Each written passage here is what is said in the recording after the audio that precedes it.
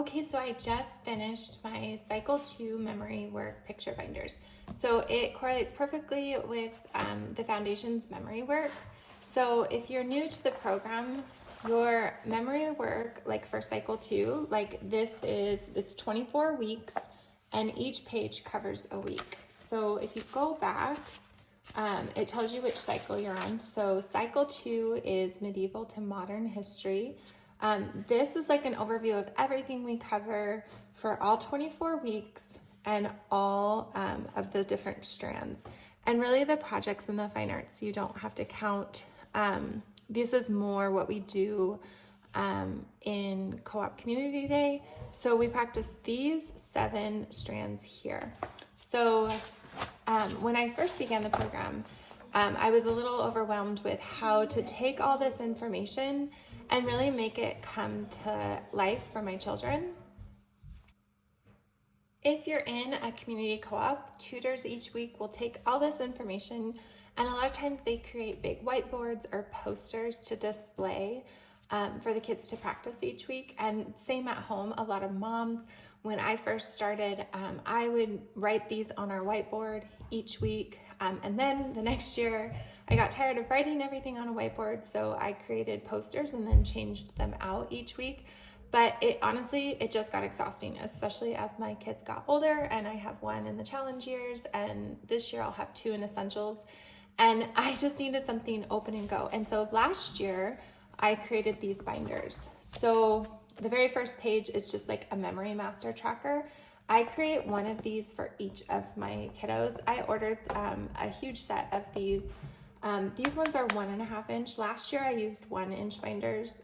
I made one of these for each of my students. So it just makes it so easy. So all the information you see here, because this is Cycle 2, Week 1, everything you see right here, I took and put on like an open spreadsheet for my kids. So this is the math, the English, Latin. I made little mini timeline cards. This is our geography for week 1, our science for week 1, and then this is our history song. And so when we do memory work, we sit in our schoolroom, and all 4 of my kiddos have their own binder right in front of them. And then I also printed one for me. And we sing all the different songs. You can get the songs on iTunes or on the CC app. And Homeschool Helper is a YouTube channel, and he has great songs for all of the Latin conjugations. And last year it was the noun declensions. So we go through, and each week we just go through, and then you can turn your page. I have little sticky tabs that I put where we're at. And the other thing I love about this binder is that it makes review really easy. Last year was the very first year. One of my daughters got Memory Master, and then my younger daughter did Subject Master for 3 of the subjects, because they can practice independently too. So we do it all together, and then on their little whiteboards of their independent work each day, I just have them spend 5 to 10 minutes looking at and practicing the week that we're on, and then whatever they're struggling with, I have them go back and practice those subjects independently. So anyway, this is my Cycle 2 binder. I don't print them front to back. I can show you how. I just print each page like this, and then in page protectors, I'll put them front to back. You can print them front to back. My printer doesn't do that very easily. So I'll flip through and show you all of the weeks.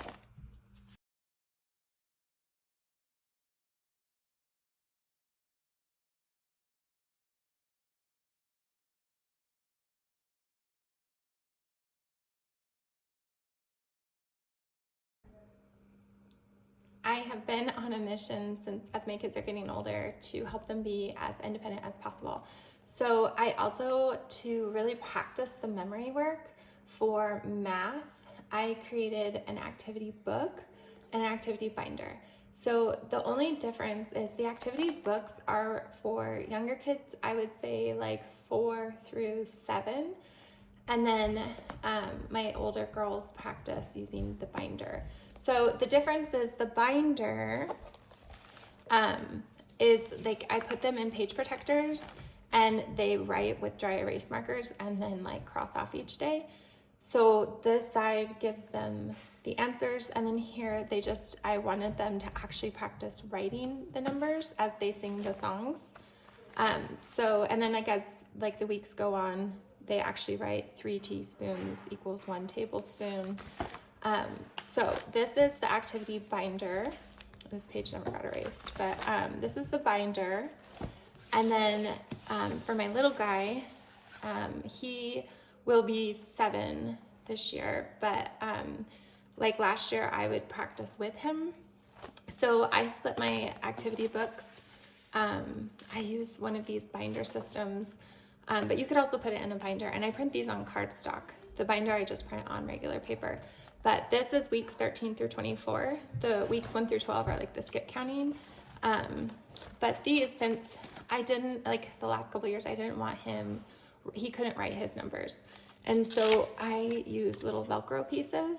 So it's these little thin strips of Velcro. You want to use the thin ones or your binder will be really, really thick. But as we sing the songs, we just take off all the pieces and then he matches the pieces in here. And it worked so well. He loved it. And I did it with him the first like couple days at home, like whatever week we're on.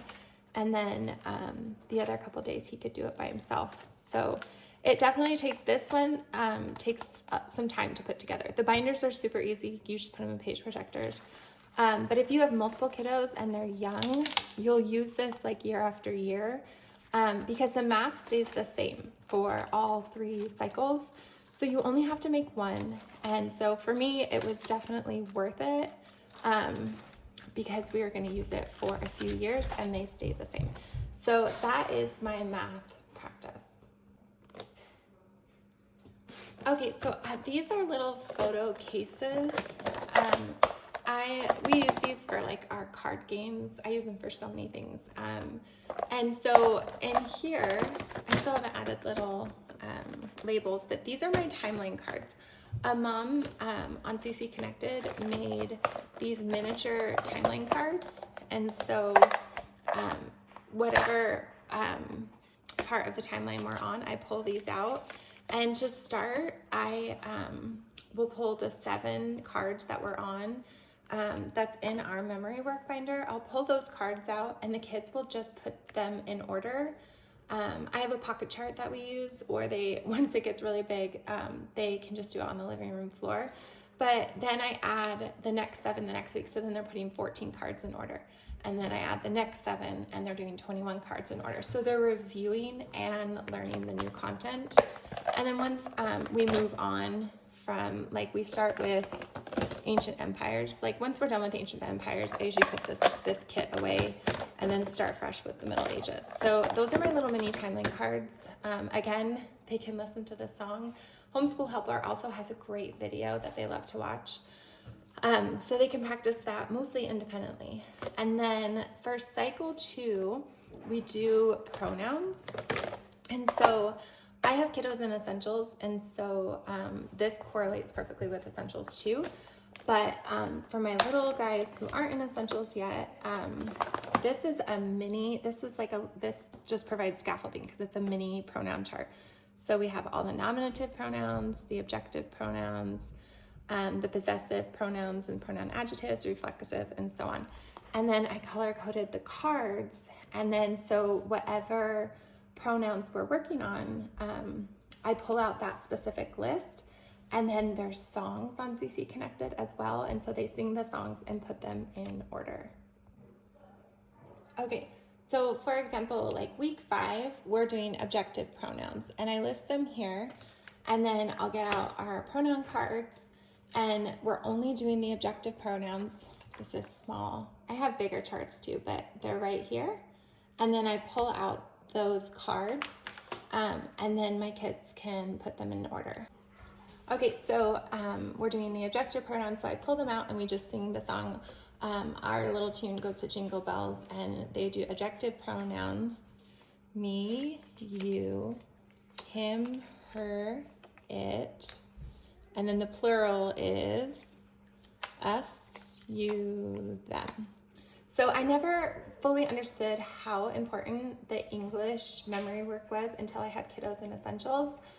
This will help them so much if they have all of the English mastered before they get to essentials. I also have posters for all of the English memory work, and a lot of them have songs, and I've written the little tunes on the posters, and you can just put them like in a flip chart and then go through them each week, and it's also really helpful for review and getting ready for essentials. I hope this has been helpful for you, and if you have any questions, let me know in the comments, and I will leave some links in the comments as well to my Etsy shop and my blog.